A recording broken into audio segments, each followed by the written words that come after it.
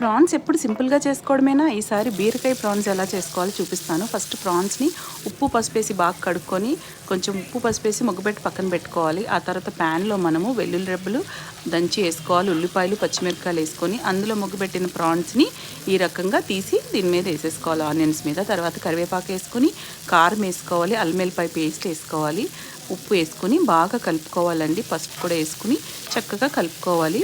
ఆ తర్వాత అందులో మసాలాల్లో ఫ్రై అయిన తర్వాత ప్రాన్స్ చక్కగా కోట్ అయిపోతాయి కదా. ఈ స్టేజ్లో మనం చిన్నగా చేసుకున్న 2 బీరకాయలని, నేను ఇక్కడ లేత బీరకాయలని యూజ్ చేస్తున్నాను, ఇందులో యాడ్ చేసుకొని మనం చక్కగా కలిపెట్టి ఆ తర్వాత మూత పెట్టి కుక్ చేసుకోవాలండి. ఈ రకంగా ఆ బీరకాయలో వచ్చే వాటర్ వల్లనే అది కుక్ అవుతుంది అనమాట ప్రాన్. ఈ రెసిపీ అనేది అమ్మమ్మల నాటి రెసిపీ, చాలా బాగుంటుంది.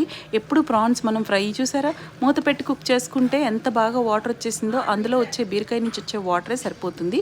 ఉప్పు చూసుకొని సరిపోకపోతే మళ్ళీ వేసుకోండి. అండ్ ఈ రకంగా అయిపోయిన తర్వాత కావాలంటే కొద్ది గరం మసాలా వేసి దించుకోండి. అంతేనండి, బీరకాయ ప్రాన్స్ రెడీ అయిపోతుంది. మరి మీరు కూడా ట్రై చేసి లైక్, షేర్, సబ్స్క్రైబ్ చేయండి, కమెంట్స్ తప్పకుండా చేయండి. బాయ్.